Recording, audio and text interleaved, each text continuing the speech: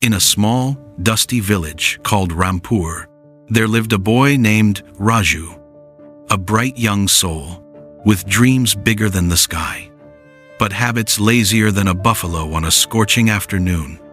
Every morning, his mother would shout, "Raju, get up.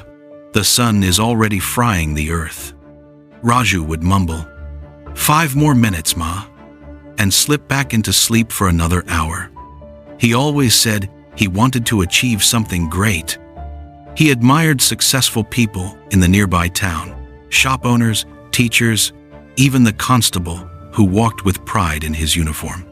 But Raju never stuck to anything consistently. One day, he'd decide to exercise. The next, he'd skip it. One day he'd plan to study. The next, he'd be flying kites on the roof. Raju had dreams, but no discipline. One evening, he met Gopal Kaka, an elderly retired army man who lived on the edge of the village. Every morning, like clockwork, Gopal Kaka would wake at 4 a.m., sweep his courtyard, do push-ups, read, and work in his garden. Raju was curious. Why does he do all this? He has no boss, no school, no pressure. One day he asked, "Kaka, why do you follow the same routine every day? Isn't it boring? Aren't you tired?" Gopal Kaka smiled, wiped his forehead, and said, "Beta, habits are like farmers. What you plant today grows tomorrow.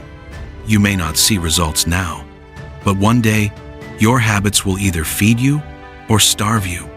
Raju didn't fully understand, but the words struck a chord. That night, he couldn't sleep. He thought about all the times he quit halfway, all his unfinished attempts. What if success wasn't about luck? What if it was simply about habits? The next morning, before the sun rose, Raju forced himself out of bed. His body begged, "Sleep, please." But he remembered Gopal Kaka's words.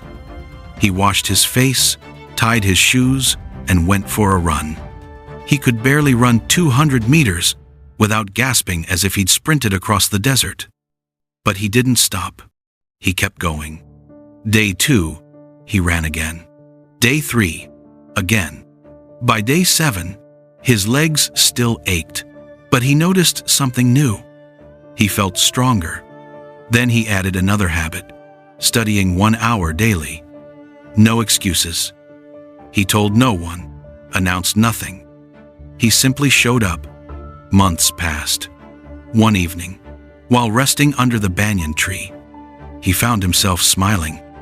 His body felt lighter, his mind sharper. Energy flowed throughout the day.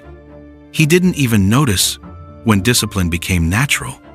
One of his friends, Sonu, asked, "Raju, how did you transform? You used to be the king of laziness." Raju laughed. "I didn't change in a day.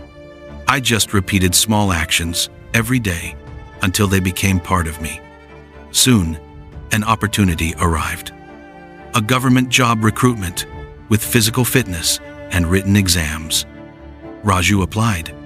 On the test day, many boys from the village were there.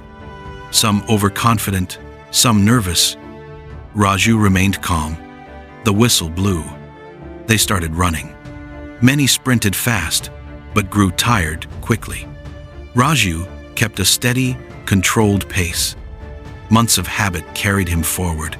When motivation failed, his discipline didn't. He cleared the first round. Next came the written exam. Others crammed at the last minute. Raju was prepared. 1 hour a day, for months, had built a solid foundation. He cleared that too. Weeks later, a letter arrived. "Congratulations, you have been selected." Raju stood still. His hands trembled. His mother stared, confused. He looked at her, tears in his eyes, and whispered, "Ma, your son did it." She hugged him tightly. The whole village celebrated.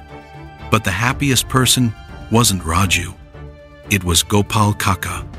"See, Beta," he said proudly, Motivation starts you, but habits keep you going when strength fades. Moral of the story: we often think big change requires big effort, but real transformation comes from small habits done daily. Not once, not for a week, but until they become part of you. You don't need to overhaul your life. Start with one small habit. Walk 10 minutes, read 5 pages, do 10 push-ups, wake up 15 minutes earlier. Your habits write your future. Choose wisely. If this story inspired you, don't let it end here. Start your habit today, no matter how small, because small steps lead to big change.